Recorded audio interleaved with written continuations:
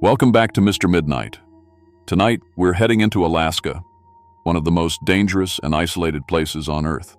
We're covering 7 most disturbing true Alaskan missing people stories, and these cases will seriously mess with your head. We're talking about hunters who knew the wilderness, delivery drivers on routine jobs, fishermen who'd worked those waters for years, normal people doing normal things. But then they disappeared. Some left behind clues that make zero sense. Footprints that just stop in the middle of nowhere, voices heard calling from empty woods, stuff found in places that's impossible to reach. Others, gone without a single trace. Here's what makes Alaska so terrifying. It's massive, freezing cold, and so remote that you could vanish and nobody would ever find you. And sometimes, the people who went searching, they disappeared too. Hit subscribe and turn on notifications because we bring you real cases with no easy answers. These are actual police reports and search missions still open today. Let's begin.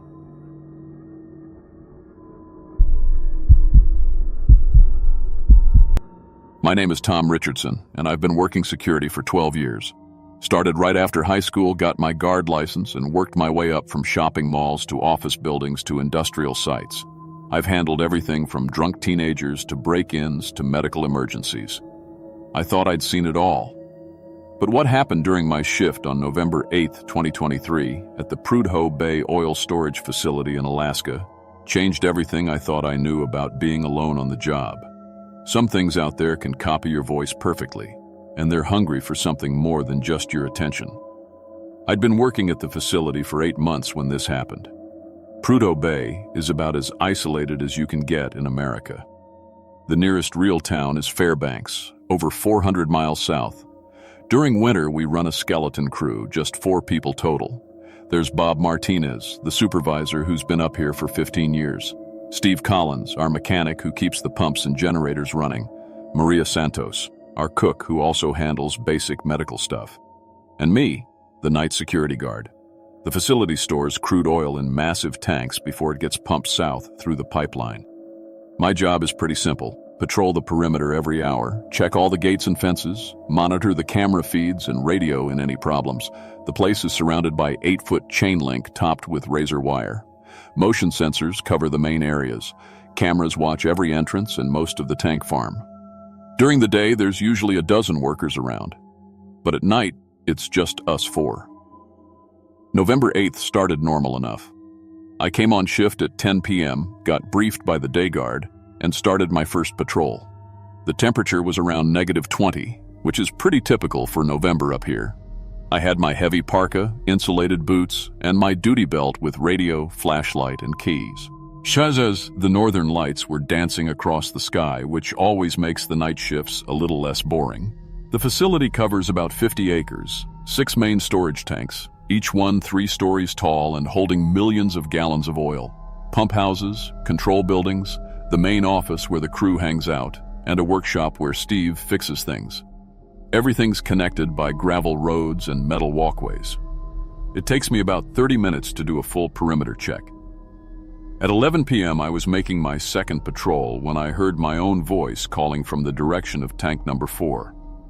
"Tom, come here, I need help." I stopped dead in my tracks. It was my voice. Not similar to my voice, not someone doing an impression. It was exactly my voice, down to my accent and the way I say "here" with that slight Midwestern drawl. I keyed my radio. "Bob, you copy?" "Yeah, Tom, what's up?" "Did you just call for me?" "Nope. Been in the office the whole time. Why?" I looked toward tank 4. The floodlights lit up the area pretty well, but there are always shadows between the pipes and equipment. I heard someone call my name, sounded like they needed help. Could have been Steve or Maria. Want me to check? "Yeah, if you don't mind." I heard Bob's voice over the facility intercom system. "Steve, Maria, either of you need Tom for something?" Steve's voice crackled back. "Negative, I'm in the workshop." Maria answered from the kitchen. "I'm good here, thanks." Bob came back on my radio. "Nobody called for you, man. Maybe the wind played tricks." But I knew what I heard. I walked over to tank 4 anyway, shining my flashlight around the base. checking behind the valve assemblies and pump connections. Nothing. No footprints in the snow except mine from earlier patrols. I tried to shake it off. Isolation does weird things to your mind sometimes. I've worked plenty of solo night shifts. Your brain starts making up sounds and voices when it's too quiet for too long. At midnight, I was checking the main gate when I heard Bob's voice from outside the fence. "Tom, I'm hurt. Unlock the gate." This time I knew something was wrong. I could see Bob through the office window, sitting at his desk, coffee cup in hand. But the voice was coming from about 20 feet to my left, just outside the fence line. "Tom, please, I fell and twisted my ankle. Let me in." I grabbed my radio with shaking hands. "Bob, are you in the office right now?" "Yeah, why?" "Stay exactly where you are. Don't move." I looked at the office window. Bob was looking back at me, phone to his ear. But the voice outside kept talking. "Tom, what's wrong? Just open the gate." The voice was perfect. Bob's slight Puerto Rican accent, the way he always sounds a little tired during night shifts. Even his breathing pattern was right. I shined my flashlight toward the voice. Nothing. Just empty tundra and blowing snow. "Bob," I radioed, "someone's out here copying your voice." There was a long pause. "What do you mean copying?" "I mean something's talking to me in your exact voice, but you're inside." "Tom, are you feeling okay?" I understood why he'd ask. It sounded crazy, but I knew what I was hearing. At 1 a.m., Maria's voice started calling from the kitchen area. "Tom, emergency in here. I need help right now." But when I checked the security monitor, Maria was in the break room, reading a book and drinking tea. I could see her clear as day on camera 3. The voice kept calling, "Tom, someone's hurt. Please come quick." I keyed my radio. "Maria, you copy?" "Yes, Tom, what's wrong?" "Are you in the break room?" "Yes, reading. Why?" "Something's using your voice. It's calling for help from the kitchen, but I can see you on camera." Maria's voice came back shaky. "Tom, what are you talking about?" I called all 3 of them to the main office. We sat around Bob's desk, and I told them everything. Bob looked at the security monitors, checking all camera angles. Steve suggested maybe it was radio interference, signals bouncing off the atmosphere. Maria thought maybe I was having some kind of breakdown from isolation. But we agreed on one thing. I wouldn't respond to any voice commands unless I could see the person on camera first. At 2 a.m., Bob's voice came over my radio, ordering me to check the outer perimeter beyond the fence. "Tom, I need you to walk the pipeline access road. Motion sensors picked up something big." I checked the security monitor. Bob was asleep in his office chair. I keyed my radio. "Bob, wake up." Bob stirred and looked at the camera. "What's wrong?" "Something just used your voice to order me outside the fence." Bob sat up straight. "I've been asleep for 20 minutes. That's when I stopped responding to voices entirely. Radio communication only, and only after visual confirmation on cameras. At 3 a.m., things got worse. I was monitoring the cameras when I saw myself walking the perimeter outside. Same parka, same walk, same flashlight technique. I watched my own reflection perform my security duties while I sat frozen in the guard station. The thing that looked like me was doing everything right. Checking gates, shining the light into corners, following my exact patrol route.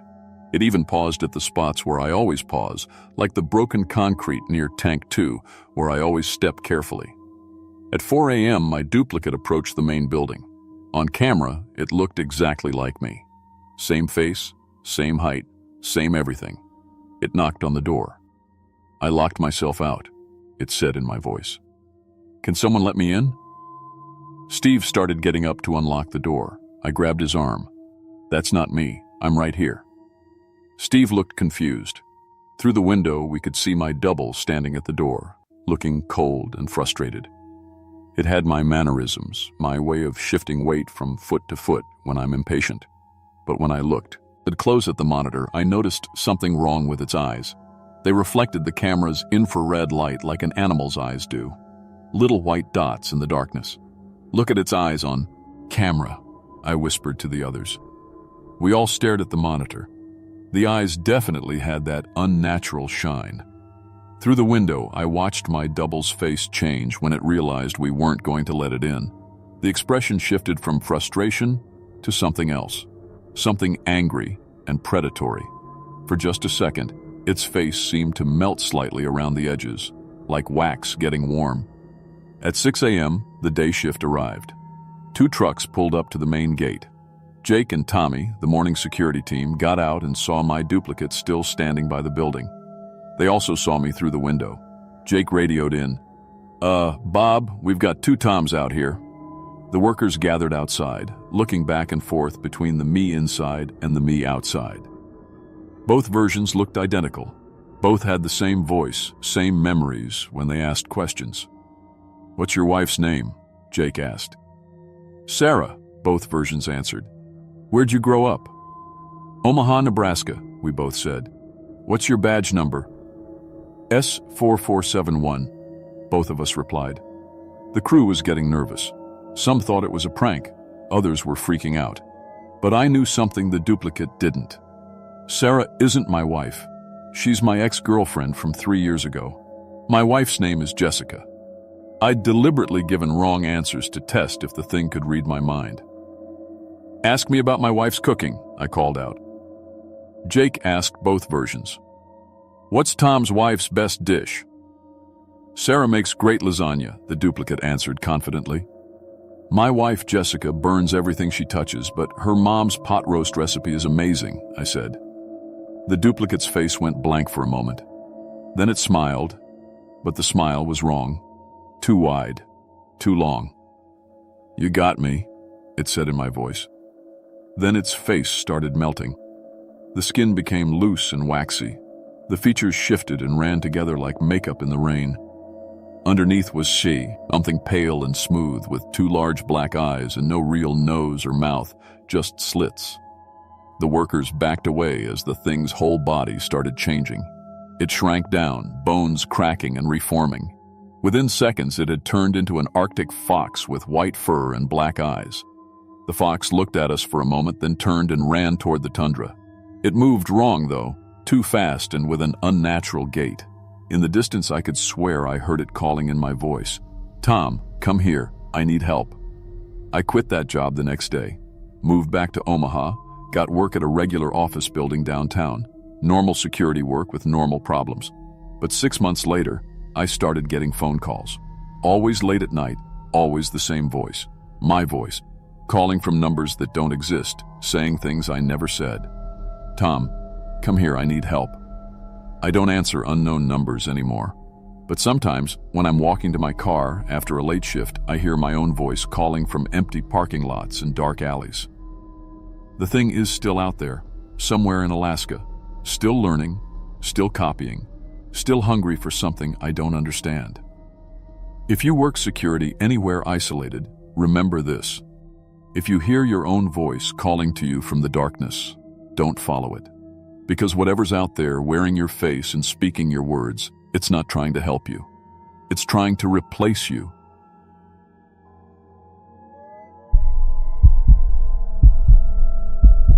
My name is Marcus Chen, and I've been delivering food for 3 years now.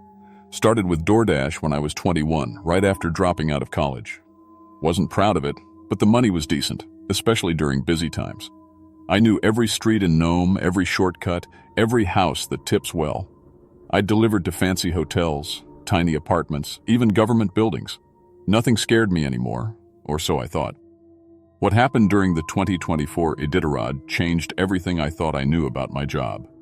Some places aren't meant for the living to visit. The setup. March in Nome means one thing: Iditarod season. The whole town goes crazy. Tourists everywhere, hotels packed, restaurants slammed. For drivers like me, it's like Christmas. I was pulling in $200, $300 a day easy, sometimes more. My girlfriend Sarah kept saying I should save it for college, but honestly, I was thinking about making this full-time. My car was nothing special. A beat-up 2018 Honda Civic with 180,000 miles on it. But it ran good, had decent heat, and the trunk fit plenty of food bags.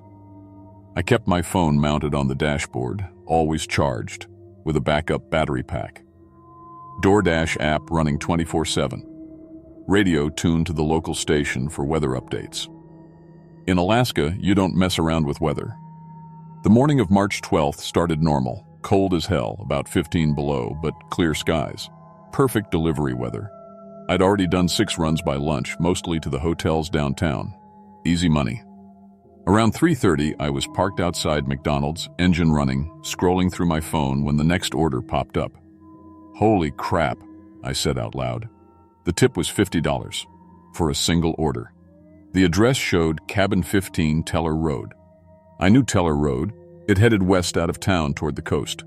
Never delivered out there before, but $50 was $50. The order was simple: 2 burgers, fries, and drinks from the diner on Front Street. Total cost maybe $25. Someone was really hungry or really generous. I accepted the order and headed to the diner. The guy behind the counter, Jimmy, raised his eyebrows when he saw the address. "Cabin 15? You sure about that?" "Yeah, why?" He shrugged. "Just pretty far out there. Make sure you got gas." I laughed it off. My tank was full, and I had my emergency kit in the trunk. Blankets, water, energy bars. Standard Alaska stuff. I loaded the food into my insulated bag, checked that everything was secure, and headed out.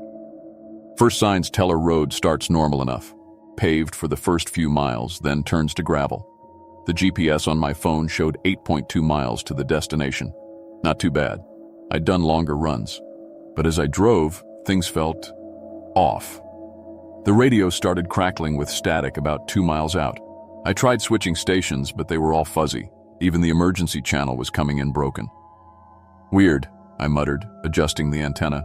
Sometimes the mountains messed with signals, but I'd never had problems this close to town. The road got rougher as I went. More potholes, deeper snow on the sides. I passed a few other cabins, but they looked empty. No smoke from chimneys, no vehicles.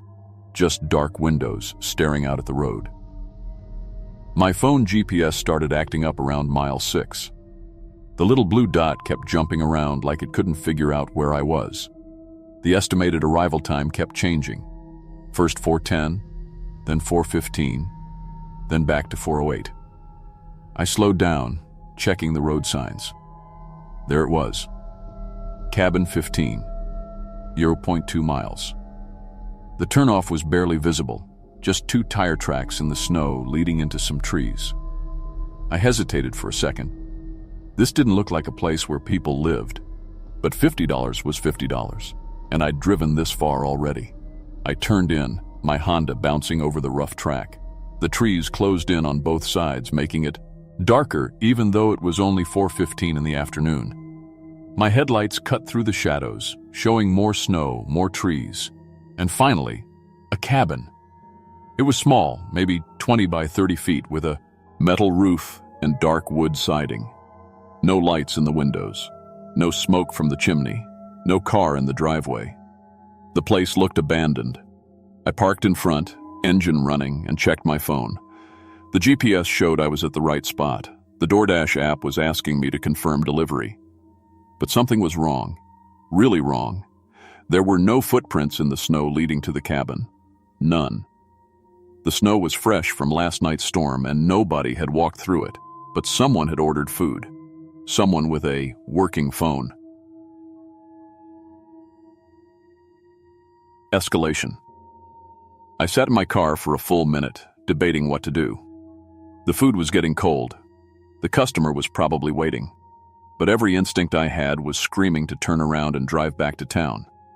Finally, I grabbed the food bag and got out. The silence hit me immediately.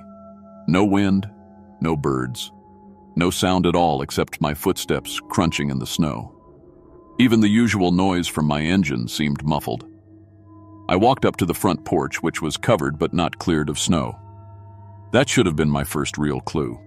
If someone lived here, they'd have cleared the porch.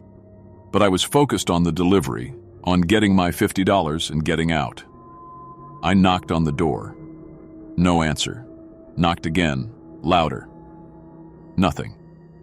"Hello?" I called out. "DoorDash delivery?" Silence. I tried the door handle, locked. I walked around to the side windows and peered in. Empty rooms, no furniture, no people, dust on everything.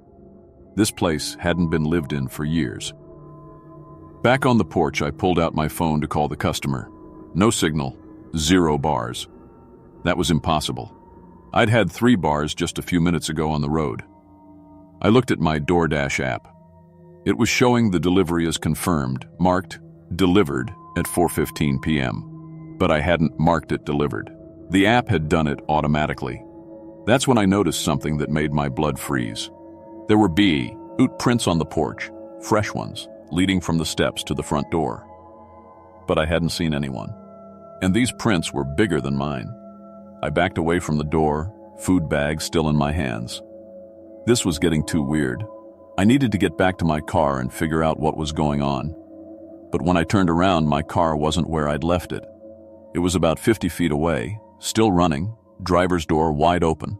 I could see my phone mount on the dashboard, my coffee in the cup holder. Everything exactly as I'd left it, except the car had moved, or I had. I looked back at the cabin, same porch, same door. But somehow, I was standing in a different spot than where I'd started. My hands started shaking. This wasn't possible. Cars don't move by themselves. People don't get disoriented walking 20 feet. I walked back to my Honda, checking over my shoulder every few steps. Got in, locked the doors, cranked the heat. My phone showed 4:20 p.m. I'd been here less than 10 minutes, but it felt like hours. I put the car in reverse and started backing out. That's when I saw him. A man was standing on the porch where I'd just been. Tall, wearing a delivery uniform. He was holding a food bag. He was placing money on the porch railing, neat and organized, just like any normal delivery. The problem was, the man looked exactly like me. The climax. I slammed on the brakes, staring at the figure on the porch. Same height, same build, same jacket. Even the same Honda Civic was parked where mine had been a minute ago, but mine was right here, under me, engine running. The other me, or whatever it was, finished the delivery and walked back toward the car.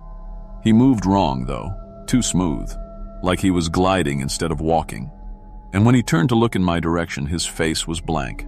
No expression, no recognition, just empty eyes. I fumbled for my phone to take a picture, but the screen was black. Dead, completely drained even though it had been at 80% when I arrived. The thing that looked like me got into the other car and drove away, disappearing into the trees. I sat there for another minute trying to process what I'd just seen. Then I looked back at the porch. The food was there. The money was there, arranged in neat bills beside a receipt. But there was something else. A note, handwritten. "Thank you for the delivery. We've been waiting." I didn't get out to read it closer. I put my car in reverse and got the hell out of there. The drive back felt wrong from the start. The road seemed longer. The trees looked different. My radio was still static, but sometimes I could hear voices in the white noise. Familiar voices. Sarah's voice. My mom's voice. Calling my name. I drove faster, but the speedometer wasn't working right. It showed 35 mph, then 60, then 15, then 90. All while I kept the same pressure on the gas pedal. Finally, after what felt like an hour, I saw the lights of Nome ahead. Real lights. Real buildings. Real life. I drove straight to the police station. The aftermath. Officer Bradley listened to my story without interrupting. When I finished, he was quiet for a long time. "Son," he said finally, "you're not the first person to tell me about Cabin 15. He pulled out a file folder. Inside were reports going back 8 years, different delivery drivers, different dates, but always the same story. Orders to Cabin 15, impossible deliveries, people seeing things that couldn't be there. "What is that place, Baz?" I asked. "We're not sure. Been abandoned since 2011. Owner died in a car accident on Teller Road. But every March, during Iditarod week, we get calls about it." He showed me photos from other incidents. Cars found running, doors open, drivers gone. But in my case, I'd made it back. Most didn't. "You're lucky," Bradley said. "Most folks who take orders to cabin 15 don't come back to tell about it." He advised me to stay away from Teller Road for the rest of the month. Said the state was considering putting up barriers, making the area off-limits during Iditarod season. I never delivered food again. Quit DoorDash that night. Found a job at the hardware store. Indoor work, normal customers, no GPS required. But sometimes, late at night, I get text messages from unknown numbers, usually just coordinates, always the same coordinates. Cabin 15, Teller Road. And sometimes, when I'm driving around town, I see another Honda Civic that looks just like mine. Same dents, same bumper stickers. But when I try to get closer, it turns down a street that doesn't exist, disappearing into parts of Nome I've never seen before.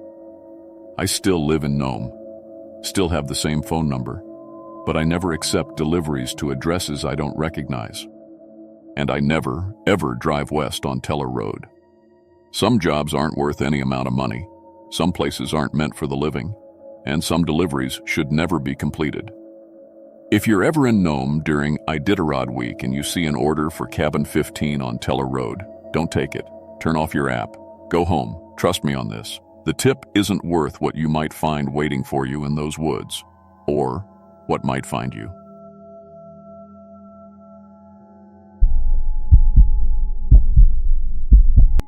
My name is Robert Chen, and I've been driving school buses in Utqiagvik, Alaska for 12 years. That's longer than most people last up here. The cold gets to you, and the darkness in winter can drive you crazy. But I love this job. I know every road, every trail, every safe spot to pull over when the weather turns bad. The kids depend on me to get them home safe, and I've never let them down, not once. But what happened on October 5th, 2023, changed everything I thought I knew about the ground beneath my wheels. I learned that sometimes the earth itself can become your enemy. October in Utqiagvik is beautiful if you can handle the cold. The northern lights start showing up more often, painting the sky in green and purple waves that dance across the darkness. It's the kind of sight that brings tourists from all over the world. That's how I make extra money during the school year, taking groups out to see the aurora. My old Bluebird school bus might not look fancy, but it's got four-wheel drive and can handle the rough terrain better than those expensive tour vans. The group that night was 8 people from California. They'd paid good money to see the lights from the best viewing spot I knew, a small hill about 10 miles outside town. I'd been taking people there for 5 years. The ground was always solid, even in spring when everything else turned to mud. It was the perfect place to park and wait for the show to start. October 5th was supposed to be perfect for aurora viewing. The weather service said clear skies and strong solar activity. My passengers were excited, talking about their cameras and how they'd never seen the northern lights before. I felt good about the trip. These were the kind of nights that made extra money and helped pay for my daughter's college fund.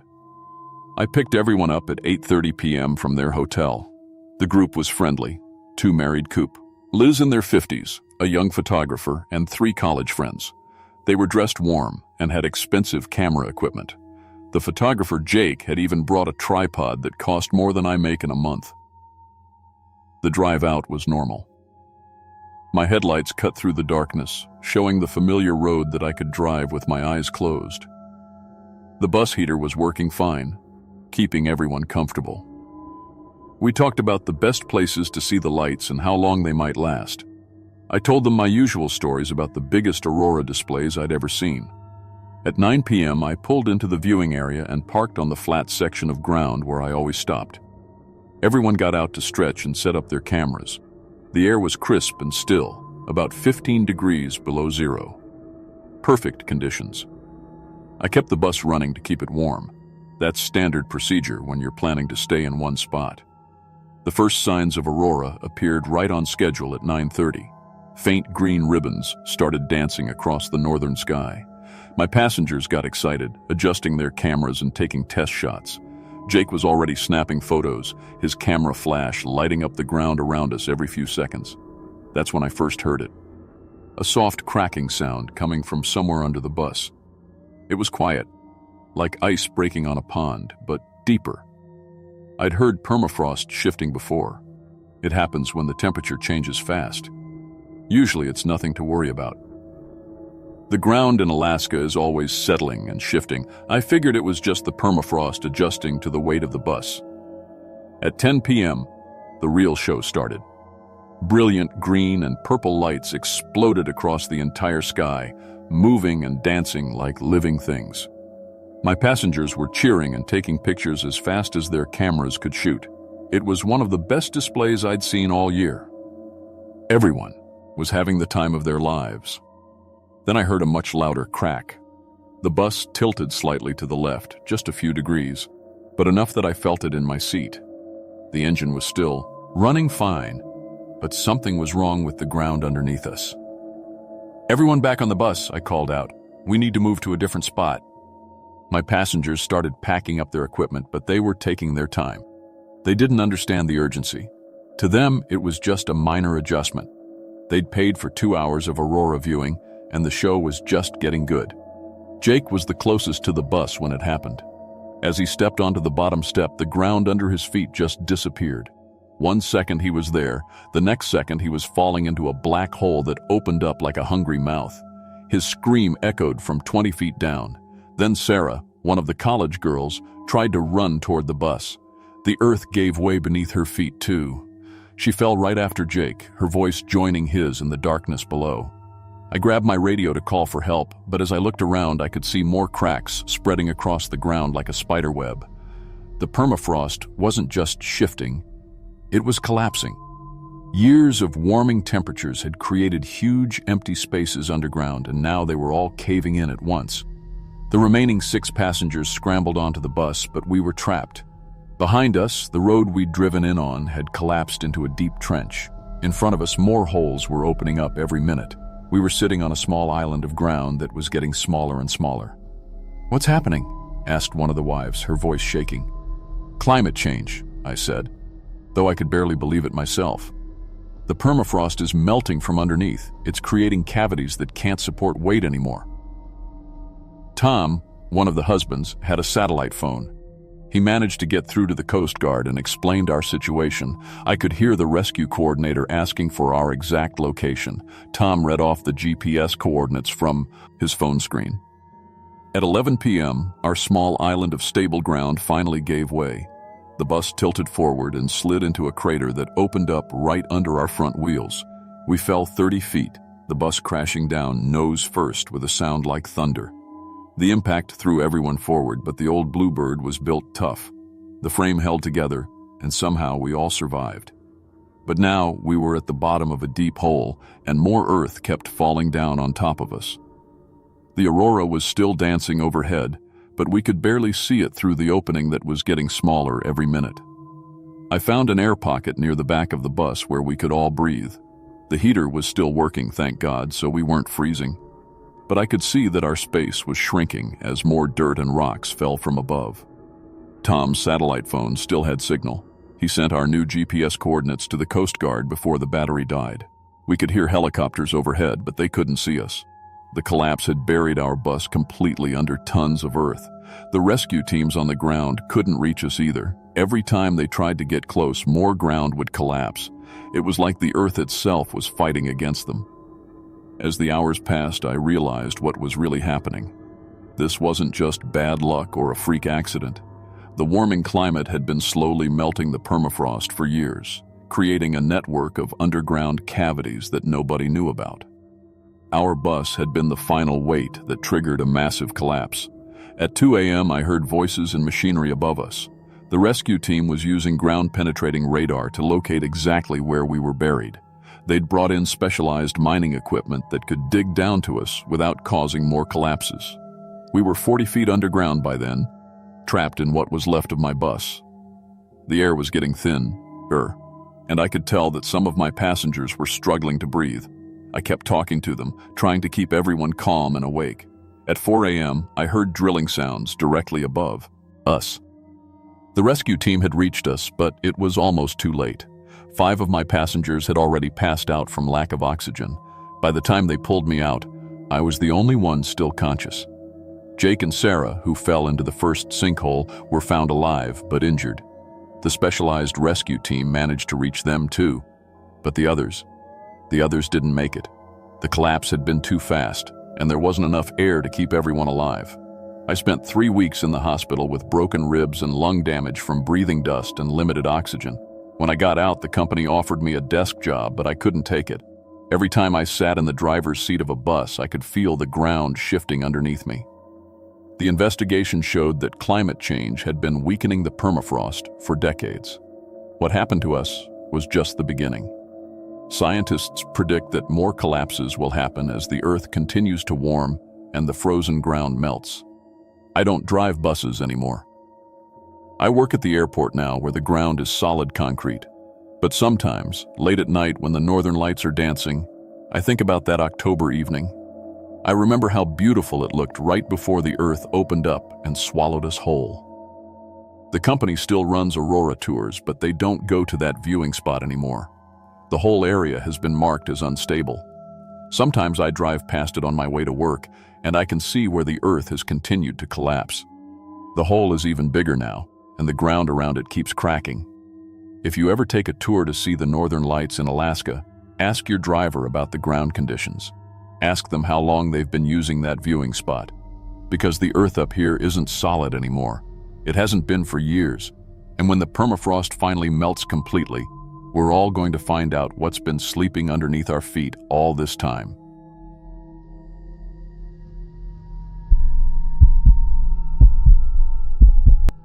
My name is Jake Morrison, and I've been working construction for 11 years. Started right after high school, learning the trade from my uncle who ran a small crew in Anchorage. I got my heavy equipment license when I was 22, and I've operated everything from mini excavators to those massive Caterpillar dozers. I've worked on apartment buildings, shopping centers, and dozens of housing developments across Alaska. The pay is good, the work keeps you strong, and there's something satisfying about building something that'll last. I thought I'd seen everything that could go wrong on a job site. Cave-ins, equipment failures, accidents that make your stomach turn. But what happened on July 18, 2023, in Eagle River changed everything I thought I knew about what lies beneath the ground we build on. Some things should stay buried. The Eagle River Estates project was supposed to be routine, just another subdivision going up on the north side of town. 32 houses on quarter-acre lots. The developer wanted them finished before winter, which gave us a tight schedule, but nothing we couldn't handle. I was running the Caterpillar 320 excavator, the workhorse of our operation. Been using that machine for 3 years, knew every lever and hydraulic system by heart. Our crew was 8 guys total. Tommy Vasquez was the foreman, been doing this for 25 years and never missed a deadline. We had 2 other equipment operators, 3 laborers, a surveyor, and me. The routine was always the same. Mark the lot boundaries, clear any vegetation, then start digging foundations.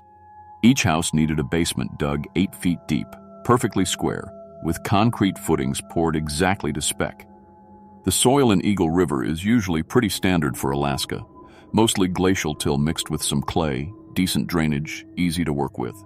We'd started the project 2 weeks early, and already finished 12 lots without any problems. The weather was perfect that week, sunny and 70 degrees, which is about as good as it gets in Alaska during summer. Lot 15 was positioned right in the middle of the development, same size and layout as all the others. When I fired up the Cat that morning, everything felt normal. Engine ran smooth, hydraulics responsive, tracks gripping the ground just right.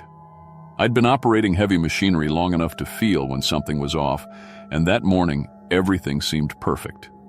Tommy gave me the signal to start digging at exactly 8 a.m. That's when I first noticed something weird. The bucket went into the ground easier than it should have. Way easier. On the other lots, I had to really work to break through the packed earth, especially that first few feet. But on Lot 15, the bucket sank in like I was digging through loose sand. I figured maybe there'd been some kind of drainage issue, or maybe the city had done some utility work years ago and backfilled with softer material. Happens sometimes. So I kept digging, but I had to slow down because the excavator was sinking deeper with each scoop than my controls were telling it to. By 10 a.m., I was only 4 feet down, but something was definitely wrong. The dirt coming up looked normal enough, brown soil mixed with some rocks and roots. But the way it felt through the machine was all wrong.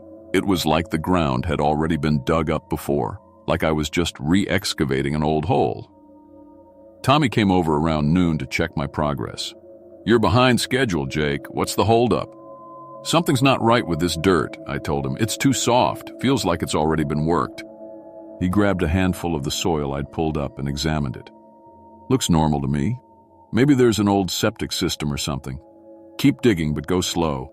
Last thing we need is to hit a gas line that's not on the maps." That's when I should have stopped.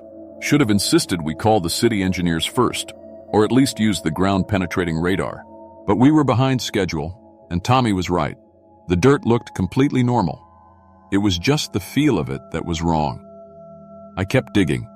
By 2 p.m., I was down about 7.5 feet when it happened. The bucket broke through into empty space. I felt it immediately.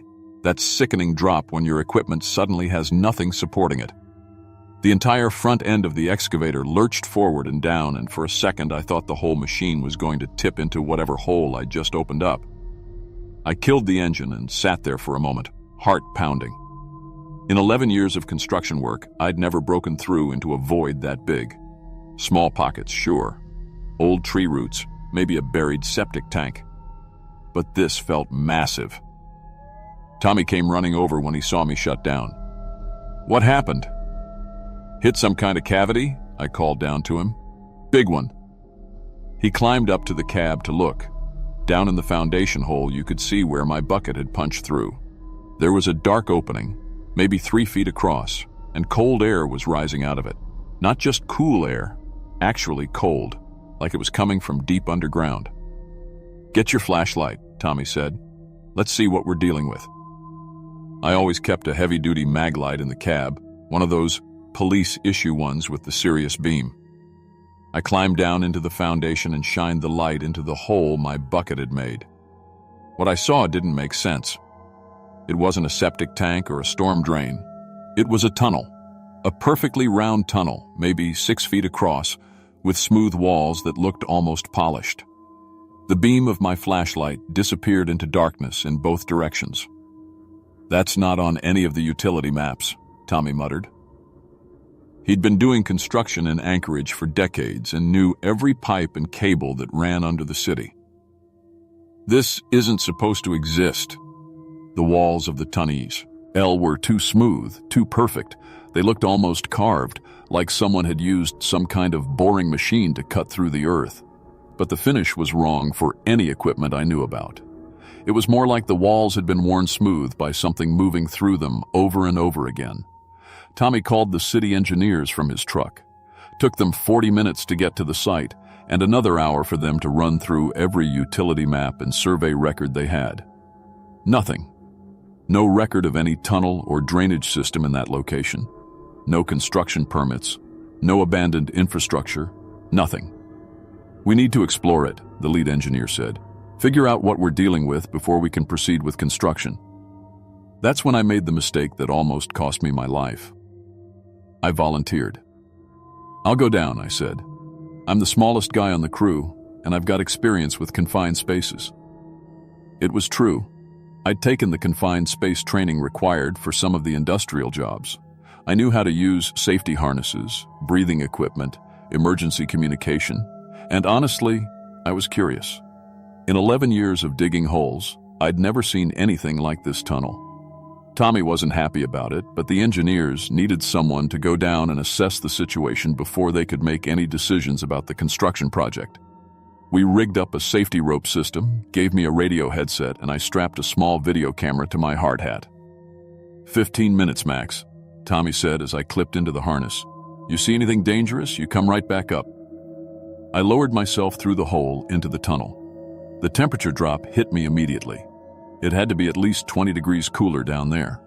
My breath was fogging in the beam of my flashlight, and the cold seemed to be coming from deeper in the tunnel system. The tunnel was exactly as smooth as it had looked from above. When I ran my hand along the wall, it felt almost slippery, like it had been polished with oil or wax. But there was no smell, no obvious signs of what had made it so smooth. I started walking east, playing out the safety rope behind me. The tunnel ran straight for about 100 feet, then curved slightly to the north. My footsteps echoed strangely, like the sound was being absorbed by the walls. That's when I noticed the scratches. At first, I thought they were just natural wear marks from whatever had smoothed the tunnel walls. But when I got my flashlight closer, I could see they were too regular, too deliberate. They looked like claw marks, deep gouges in the stone, running parallel to each other in sets of 3 or 4. Each mark was about an inch deep and maybe 8 inches long. Whatever had made them was big, bigger than any animal I knew about. I called Tommy on the radio. "You getting this video feed?" "Yeah, we can see it. What do you think made those marks?" "I don't know, but it was something with serious claws." I kept walking, following the tunnel as it curved and branched. The scratch marks got more frequent the deeper I went, and some of them looked fresh, recent, like whatever had made them was still using this tunnel system. That's when I found the first bone. It was just a small piece, maybe 2 inches long, white and clean. I almost walked past it before my brain registered what I was looking at. Human finger bone. I stopped and played my flashlight around more carefully. There were more pieces scattered along the tunnel floor. Rib fragments, pieces of skull, what looked like part of a femur. All of them picked clean, with no tissue or clothing remaining. "Tommy, we've got a problem down here." "What kind of problem?" "Human remains, lots of them." The radio crackled with static for a moment before Tommy's voice came back. "Are you sure?" I was sure. I'd seen enough hunting accidents and construction site fatalities to recognize human bones. And there were a lot of them. More than could come from just one or 2 people. I followed the tunnel for another 50 feet until it opened into a larger chamber. When I played my flashlight around the space, I had to fight to keep from throwing up. The chamber was huge, maybe 30 feet across and 15 feet high, and the floor was covered with bones, hundreds of them. Skulls, rib cages, arm and leg bones, all jumbled together like they'd been dragged there and dumped. I started backing toward the tunnel entrance, but that's when I heard it. Scratching sounds, coming from one of the other tunnel entrances across the chamber. Slow, deliberate scratching, like something with claws was moving across stone. The sounds were getting closer. I turned off my flashlight and tried to move quietly back toward my safety rope, but the scratching sounds changed direction. Whatever was making them had heard me. I keyed my radio and whispered, "Tommy, something's down here. Something's coming toward me. Get out of there. Now." I turned my flashlight back on and started moving as fast as I could through the tunnel. But I could hear something big following behind me. Not footsteps. More like a wet, sliding sound, like something without legs was pulling itself along the tunnel floor. The sound was getting closer. Much closer. I reached the rope and started climbing, but when I looked back down the tunnel, I saw something that made my blood freeze. There was a creature in the tunnel behind me, something huge and pale, maybe 12 feet long, moving like a massive worm or slug. It had no eyes that I could see, but it was definitely following my scent or heat signature. The front end of the thing reared up when my flashlight hit it, and I could see rows of teeth arranged in a perfect circle around what looked like a mouth. The teeth were sharp and curved inward, designed for gripping and tearing. I scrambled up the rope as fast as I could, but the creature was moving faster than something that size should have been able to. By the time I reached the surface, I could hear it directly below the opening. Tommy and the other guys hauled me out of the hole, and we all backed away from the opening. For a few seconds, we could hear scratching and scraping sounds coming from down in the tunnel, like the creature was trying to figure out how to follow me up. Then everything went quiet. I was covered in some kind of slime that must have come from the creature. It was clear and sticky, and it was starting to burn my skin through my work clothes. Tommy drove me to the hospital while the others called the police and the state wildlife department. The slime turned out to be some kind of acid. Not strong enough to kill me, but it burned through my work shirt and left permanent scars on my arms and chest. The doctors said it was probably digestive fluid, like what you'd find in a stomach. The police investigation found the remains of 23 people in the tunnel system. All of them had been missing persons from Anchorage over the past 5 years. The tunnels connected to the storm drain system with openings under sewer grates throughout the city. The creature had been hunting people for years, pulling them down through storm drains and dragging them back to its lair to feed. The city sealed all the tunnel entrances they could find and posted warnings throughout the storm drain system. But they never found the creature. I couldn't go back to construction work after that. The nerve damage from the acid burns made it too painful to operate heavy machinery for more than a few minutes at a time. I work in a hardware store now, and I live in a second-floor apartment with no basement. Sometimes, late at night, I hear scratching sounds under buildings. Other people hear them too. There are posts about it on local Facebook groups and neighborhood watch forums. The city says it's just settling foundations or small animals in the crawl spaces. But I know better. That thing is still down there, and it's still hunting. If you're ever in Anchorage and you hear scratching sounds coming from under the ground, don't investigate. Just walk away. Some things should stay buried.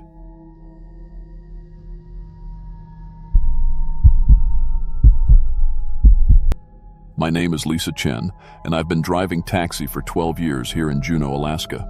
I started when my daughter Emma was just 3 years old. Her dad left us, and taxi driving was one of the few jobs that let me work nights while she slept. The money isn't great, but it pays the bills, and I know these streets better than anyone. I've seen everything in this job. Drunk tourists who can't find their cruise ship, locals who need rides to the hospital at 3 a.m., fight couples screaming at each other in my back seat. I've had people throw up, pass out, and try to skip out without paying. I thought I'd handled every type of passenger you could imagine. I was wrong. What happened on September 14th, 2023 changed everything I thought I knew about this job. It made me realize that some passengers aren't passengers at all, and some rides don't end where they're supposed to. September 14th started like any other night. It was cold, even for Alaska in September. The temperature had dropped to about 35 degrees, and there was that bite in the air that meant winter was coming fast. I'd been driving since 8 p.m., mostly picking up people from the bars downtown. My taxi is a 2018 Ford Crown Victoria. Nothing fancy, but it's reliable. The heater works, the radio picks up all the local stations, and the GPS usually gets me where I need to go. I keep it clean because people judge you by your car. A dirty taxi means lower tips. The Alaskan Hotel sits right in the heart of downtown Juneau. It's an old building, built back in 1913. The lobby has dark wood and old paintings, and it always smells like coffee and cleaning supplies. I pick up fares there all the time. Hotel guests going to the airport, or heading out to dinner, or just exploring the city. At exactly 2 a.m., my dispatch radio crackled to life. "Lisa, you got a pickup at the Alaskan Hotel. Customers waiting outside." "Copy that," I said, and drove the 3 blocks over. When I pulled up, I saw an elderly woman standing by the hotel entrance. She was wearing a heavy winter coat, dark blue and puffy, the kind tourists buy when they realize Alaska is colder than they expected. She had gray hair and looked to be in her 70s. Nothing unusual about that. Lots of older folks stay at the Alaskan. I rolled down my passenger window. "You need a taxi?" She nodded and got in without saying anything. The dome light came on when she opened the door, and I got a good look at her face. Pale skin, deep-set eyes, thin lips. She looked tired, like she'd been traveling all day. "Where to?" I asked. "Douglas," she said. Her voice was quiet, almost a whisper. 2247 Cottage Avenue. Douglas is across the Gastineau Channel from Juneau. You have to take the Douglas Bridge to get there. It's about a 15-minute drive, depending on traffic. At 2 a.m., the roads would be empty. I put the car in drive and started heading toward the bridge. That's when I noticed the first strange thing. She never blinked. I kept glancing in my rearview mirror, and she was just staring straight ahead, not looking out the windows at the city lights, not checking her phone, not doing anything, just staring. And I never saw her blink once. People blink. It's automatic. Even when you're tired, even when you're zoned out, you blink. But not her. I told myself she was probably just exhausted. Maybe she'd been traveling for hours and was running on no sleep. Some people get that 1,000-yard stare when they're really tired. But it bothered me. Then I noticed something else. In my rearview mirror, she looked different than when I glanced back at her directly. When I turned around and looked at her with my own eyes, she looked like a normal, elderly woman. Gray hair, wrinkled skin, tired eyes. But in the mirror, she looked younger. Her skin was smoother, almost pale white. Her hair looked darker. And her eyes. In the mirror, her eyes looked completely black. I blinked hard and looked again. Direct view. Elderly woman. Mirror. Young woman with black eyes. Must be the streetlights, I said to myself. Sometimes the way light hits the mirror can play tricks on you, especially at night with all the sodium lights and LED streetlights around the city. They can make colors look weird. We were approaching the Douglas Bridge when she spoke again. "Stop at the scenic overlook," she said. "There's a small parking area about halfway across the bridge where people can pull over and look at the water. It's popular during the day with tourists who want to take pictures. At night, it's usually empty." "The overlook?" I asked. "I thought you wanted to go to Cottage Avenue." "I want to see the water," she said. That's when I noticed her voice sounded different. It still sounded like an old woman, but there was something underneath it, like there were other voices mixed in, all talking at the same time, but so quiet you could barely hear them. I pulled into the overlook and stopped the car. The water was dark and choppy below us. You could hear it hitting the rocks, even through the closed windows. "Here we are," I said, turning around to face her. The passenger seat was empty. I stared at the empty seat for a full 10 seconds, thinking I was losing my mind. The door hadn't opened. I would have heard it, and the dome light would have come on. The windows were all closed and locked, but she was gone. I got out and checked the entire car. I looked under the seats, in the trunk, everywhere. No one. But on the passenger seat, folded neatly, was her coat. I picked it up and immediately dropped it. The coat was freezing cold, like it had been sitting in a freezer for hours, and it smelled terrible. Like fish that had been left out in the sun for days. Rotting fish and something else I couldn't identify. Something sour and wrong. I grabbed the coat with a towel from my emergency kit and threw it in the trunk. I had to get out of there. I drove straight to 1247 Cottage Avenue in Douglas. When I got there, I found an empty lot. No house, no building, nothing. Just weeds and a for sale sign that looked like it had been there for years. By 3 a.m., I was sitting in the police station trying to explain what had happened. The desk sergeant, Officer Rodriguez, listened patiently while I told him about the disappearing passenger. "Sounds like an elderly person with dementia," he said. "They wander off sometimes, get confused about where they are. She probably got out when you weren't looking and is walking around somewhere." I tried to explain that the doors never opened, but he just nodded and took down my report. Standard missing person protocol. They'd keep an eye out for an elderly woman walking around at night. I went home and tried to sleep, but I couldn't stop thinking about that voice. Those multiple voices all mixed together. And the way she looked different in the mirror. The next night, September 15th, I was back at work. I needed the money, and I figured whatever happened was just one of those weird things that sometimes occur in this job. At 2:15 a.m., my radio crackled again. "Lisa, pick up at the Alaskan Hotel." My blood went cold. Did they request me specifically? "Nope, you're just the closest unit." I drove to the hotel hoping it would be a normal passenger, a drunk tourist or a business traveler heading to the airport. But there she was, standing in the exact same spot, same coat, same posture, same everything. This time, I watched her carefully as she got in. In the rear-view mirror, I could see her reflection getting into the car. But when I looked directly at her, I realized something horrible. She had no reflection at all. The mirror showed empty space where she should be sitting. I gripped the steering wheel tighter. "Where to?" "Take me to the water again," she said, eyed in that multi-voice tone. Up close, I could see her skin looked wrong. It was too smooth, too perfect, like it was made of rubber or plastic stretched over something else. And her eyes weren't focusing on anything. They were just staring ahead at nothing. "No," I said. "I'm not going to the bridge. Tell me where you really want to go or get out of my car."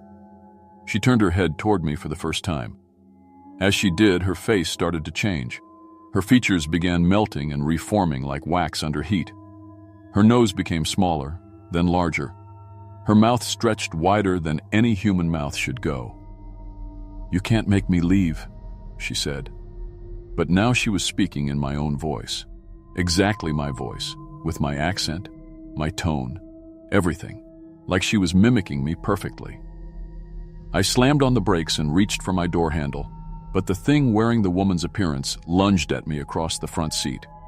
Its face was still changing, features sliding around like they weren't attached to anything solid underneath. I swerved hard to the right to avoid it, and we hit the guardrail on the side of the road. The impact wasn't hard enough to deploy the airbags, but it was enough to throw the creature off balance. When I looked up, it was gone. Not through the door, not through the window. It just disappeared like smoke. I sat there shaking for I don't know how long. Eventually I heard sirens. Someone had seen the accident and called 911. The paramedics checked me out while the police looked at my car. Officer Rodriguez was there again. "Passenger door is still locked from the inside," he told me. "How did your fare get out?" I didn't even try to explain this time. I just said I swerved to avoid hitting a deer, but the next day I got a call from Officer Rodriguez. He sounded confused. "Lisa, we reviewed the security footage from the Alaskan hotel. The camera shows your passenger getting into your taxi at 2:15 a.m. "Okay," I said, "but it also shows the same woman entering the hotel lobby at exactly 2:15 a.m. at the exact same time." I didn't know what to say to that. "We checked with the hotel," Rodriguez continued. "A woman matching that description was found dead in room 237 3 years ago. Margaret Olson, age 73. She drowned in the bathtub. The hotel staff found her body 3 days later." I hung up the phone and sat down hard in my kitchen chair. That evening, I drove to the Sea Alaska Heritage Institute and asked to speak with Thomas Anderson, a Tlingit elder I'd given rides to before. Thomas knows all the old stories, the traditional beliefs that most people have forgotten. I told him everything that had happened. When I finished, Thomas was quiet for a long time. "Kushtaka," he finally said. "What's that?" "Shape-shifting otter spirit. Very old, very dangerous. They take the form of dead people to lure victims to the water. Once you're in the water with them, you drown, and they take your spirit energy to become stronger." "Why would it target taxi drivers?" "Because you go where people tell you to go. You trust your passengers, and you drive alone at night." Thomas shook his head. "It's the perfect hunting ground for a kushtaka." He leaned forward. "Lisa, you need to be very careful. Now that it knows you can see through its disguise, it will try harder. It wants you specifically now." Over the next week, I did some research. I called taxi companies in other parts of Alaska and asked if any of their drivers had reported strange passengers. What I found out made my blood run cold. 8 other taxi drivers had reported picking up the exact same elderly woman over the past 3 years. All of them described the same thing: a woman wanting to go to the water, strange voices, and then disappearing from a locked car. 7 of those drivers had quit the taxi business within a month of the incident. The 8th driver, Robert Hayes from Anchorage, had disappeared completely. His taxi was found empty at a scenic overlook near the Nick River. The passenger door was locked from the inside, and his body was never found. I quit driving taxi the next day. I now work the morning shift at a coffee shop downtown. Normal hours, normal customers, normal everything. I don't work nights anymore, and I don't drive strangers around the city.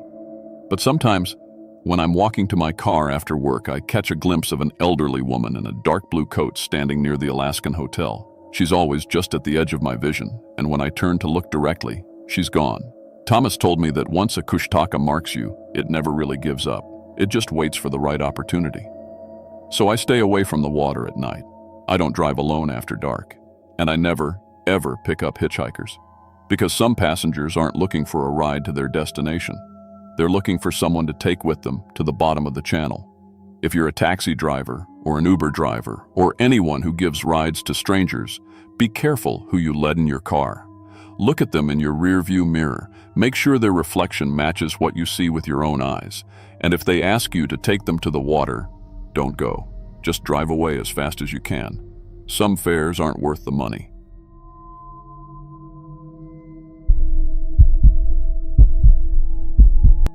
My name is David Chen, and I've been delivering mail for the United States Postal Service for 8 years. I started right after college in Seattle, then moved up to Alaska 3 years ago when my wife got a job at the hospital in Ketchikan. It's a good job, steady pay, decent benefits, and I like being outside instead of stuck in an office all day.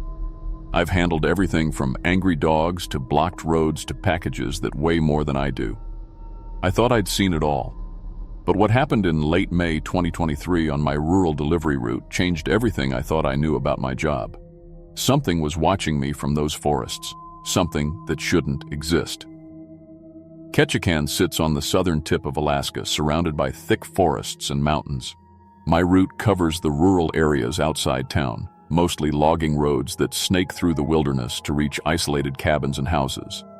Some of these places are so remote that GPS doesn't work properly, and cell service cuts out completely once you're more than 5 miles from the main highway. My mail truck is a standard LLV, long life vehicle, one of those white Grumman trucks you see everywhere. It's got 180,000 miles on it and makes weird noises, but it's reliable. The thing was built like a tank back in 1987. I carry the usual gear: mail bags, packages, a handheld scanner for tracking deliveries, bear spray, required in Alaska, and a first aid kit. The route takes about 6 hours to complete on a normal day. Most of my customers are great people. Retired folks, families who wanted to get away from city life, some writers and artists who like the quiet. Then there are the true off-grid types who barely tolerate having mail service at all. They only get deliveries twice a week because their roads are so rough. Pine Ridge Road is the farthest point on my route, about 40 minutes from town on a winding dirt road that follows an old logging trail. Only 3 houses out there, all spread at least a mile apart. The Hendersons live in the first house, the Kowalskis in the second, and old Mr. Garrett lives alone at the very end. His place is so isolated that I'm usually the only person he sees all week. The weather in May was typical for southeast Alaska: rainy, muddy, and cool. The trees were just starting to get their full summer leaves, making the forest thick and dark. Perfect conditions for something to hide in the shadows and watch you without being seen. May 22nd started like any normal Tuesday. I grabbed my coffee at the post office, loaded up the truck, and headed out around 9 a.m. The Henderson house was my first stop on Pine Ridge Road. Mrs. Henderson had a package from her daughter in California, and I always enjoyed chatting with her for a few minutes. I parked next to their mailbox and got out to grab the package from the back. That's when I noticed the footprints in the mud beside the road. They were huge, at least 18 inches long and shaped like human feet, but way bigger than any person I'd ever seen. The prints were deep too, like whatever made them was incredibly heavy. I knelt down to get a better look. They were definitely bare feet. You could see the outline of toes and everything, but they were massive. I wear size 11 boots, and these prints made my feet look tiny. The weird thing was how clear they were. It had rained the night before, so the mud was soft and perfect for showing details. Mrs. Henderson came out to get her mail and saw me looking at the tracks. "Oh, those," she said with a laugh. "Tom thinks it's some of the logging crew boys playing pranks. You know how they get when they're bored." Tom was her husband, retired from the Forest Service. I stood up and brushed the mud off my knee. "Pretty elaborate prank," I said. "These look real," she shrugged. "Kids these days have too much time on their hands. Probably made some kind of fake feet to mess with people." I delivered her package and got back in my truck, but I couldn't stop thinking about those prints. The spacing between them suggested something walking upright, but the stride was way longer than a normal person's, and the depth meant whatever made them had to weigh at least 300 pounds. The next day, Wednesday, I found more tracks. This time they were at the Kowalski place, right next to their mailbox.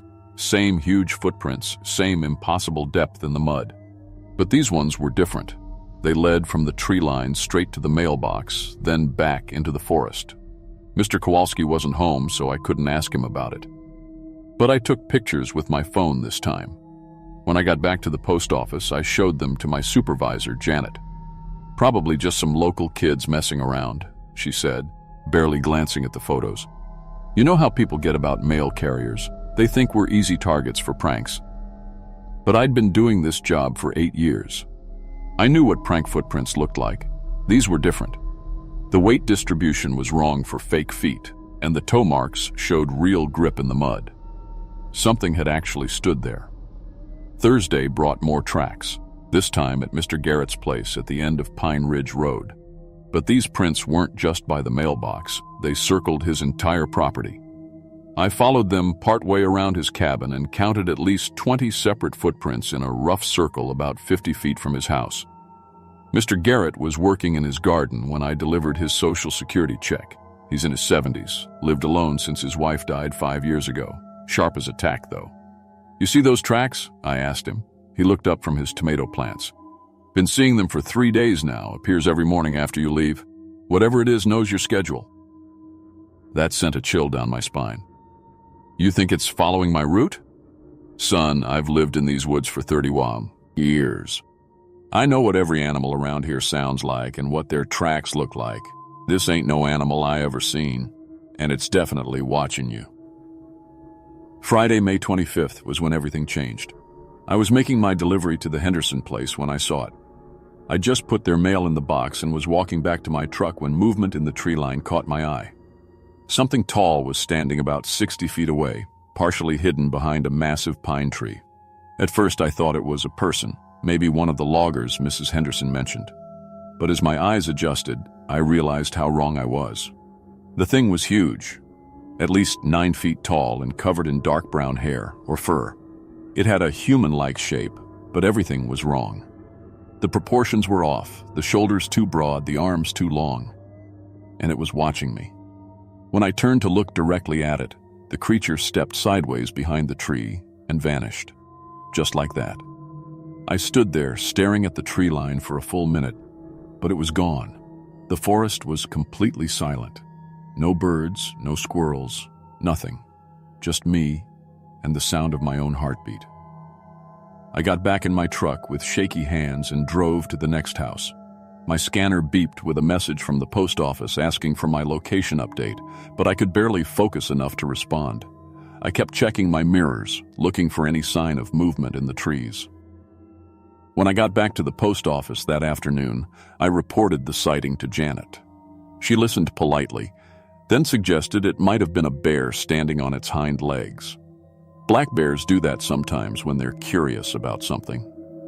But I'd seen plenty of bears in Alaska. This wasn't a bear. Bears don't watch you with obvious intelligence, and they don't step carefully behind trees to avoid being seen. This thing knew I was looking at it and deliberately hid from me. Eternal. Saturday was my day off, but I couldn't stop thinking about what I'd seen. I drove out to Pine Ridge Road on my own time just to look around. I didn't find any new tracks, but I had the strangest feeling I was being watched the entire time. Monday morning, May 28th, I arrived at the post office to find giant footprints all around my mail truck. The thing had been there during the night, circling my vehicle like it was studying it. The prints went all the way around the truck twice, then led off toward the tree line behind the building. Janet was already there when I showed her the tracks. This time she couldn't dismiss them as easily.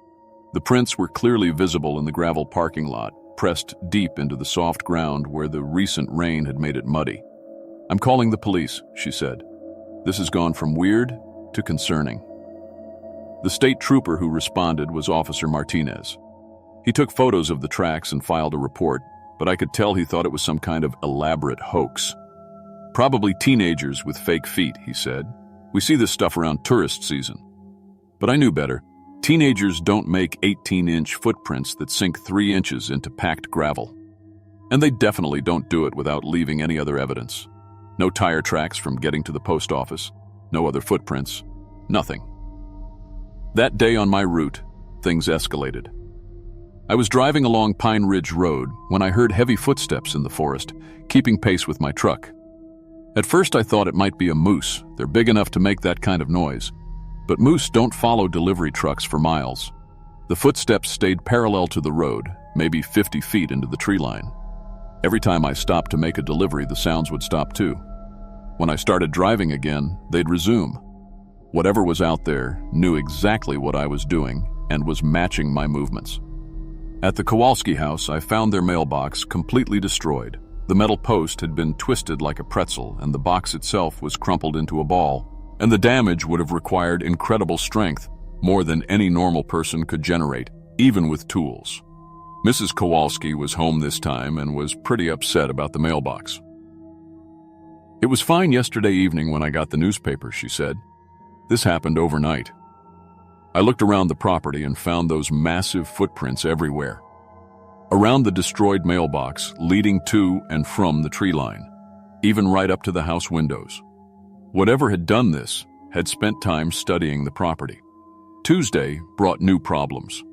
My handheld scanner started acting up. It would randomly beep and show error messages even when I wasn't using it. The GPS in my truck kept losing signal, even in areas where it normally worked fine. And my radio started picking up weird static that sounded almost like breathing. I was at Mr. Garrett's place when my truck decided to break down.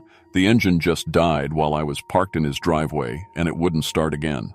The battery was fine, but something was wrong with the electrical system. All the dashboard lights were flashing randomly, and the radio was making that strange static sound. I called for a tow truck on my cell phone, but the call kept dropping. Finally got through on the third try and was told it would be at least an hour before they could reach me. Mr. Garrett invited me to wait inside, but I decided to stay with the truck. That's when I heard the trees crashing. Something big was moving through the forest about 100 yards away, snapping branches and pushing through the underbrush. The sound was getting closer, and I could hear heavy, deliberate footsteps between the crashes. Then it emerged from the tree line. The creature stepped out into the clearing about 50 feet from where I sat in my disabled truck. It was massive, definitely over 9 feet tall, and built like a linebacker. Dark brown, fur covered its entire body, and its face was somewhere between human and ape. But the eyes were completely human, brown and intelligent, and focused directly on me. We stared at each other, for what felt like forever but was probably only a few minutes. The creature didn't move aggressively, but it didn't back away either. It just studied me with those disturbingly human eyes, like it was trying to figure out what I was. I sat perfectly still, afraid that any sudden movement would trigger an attack. My bear spray was in the glove compartment, but I didn't dare reach for it. This thing was easily strong enough to tear my truck apart if it wanted to. Finally, it started walking toward me. Slow, careful steps that covered a lot of ground due to its size. When it got within 20 feet of the truck, it stopped and leaned down to look through the windows. Its face was only inches from the glass, and I could see every detail. The way its nostrils flared as it breathed, the texture of its fur, the obvious intelligence behind its eyes. Then, just as suddenly as it had appeared, it turned and walked back into the forest. By the time the tow truck arrived 30 minutes later, there was no sign it had ever been there except for the massive handprints on my windows. The tow truck driver was a local guy named Pete who'd been working these roads for 15 years. When he saw the handprints on my truck windows, his face went white. "Jesus Christ," he whispered. "How big were those hands?" I held up my own hand next to one of the prints. My fingers barely reached halfway up the palm print. "Big enough," I said. Pete hooked up my truck and we drove back to town in silence. But I could see him checking his mirrors constantly, just like I'd been doing all week. The next day, I requested a transfer to an urban route. Janet didn't ask many questions. I think she was relieved to have the whole situation off her hands. The post office officially blamed the incidents on wildlife activity and equipment malfunctions due to environmental factors. But the story doesn't end there. 2 weeks after I switched routes, I found those massive footprints in my own backyard. The creature had somehow tracked me to my house in town, 15 miles from Pine Ridge Road. The prints led from the tree line behind my property right up to my back door. My wife and I moved to Anchorage a month later. I told her it was for better job opportunities, but the real reason was those intelligent brown eyes staring at me through my truck window. Whatever that thing was, it knew who I was and where I lived. I still work for the Postal Service, but now I stick to city routes with lots of people around. Sometimes I wonder if other mail carriers in remote areas have had similar experiences. Maybe the thing on Pine Ridge Road wasn't unique. Maybe there are others out there, watching from the forest edges, studying our routines and trying to understand what we are. If you're a mail carrier or anyone else who works alone in isolated areas, trust your instincts. If you feel like you're being watched, you probably are. And if you ever see footprints that are too big and too deep to be human, don't try to explain them away. Just get out of there and don't go back. Some things are better left alone in the wilderness where they belong. The Postal Service never investigated what happened on Pine Ridge Road. As far as I know, the route is still being covered by another carrier. I hope whoever took over my route is more careful than I was. And I hope they never have to look into those intelligent brown eyes and wonder what comes next, because I'm still wondering the same thing myself.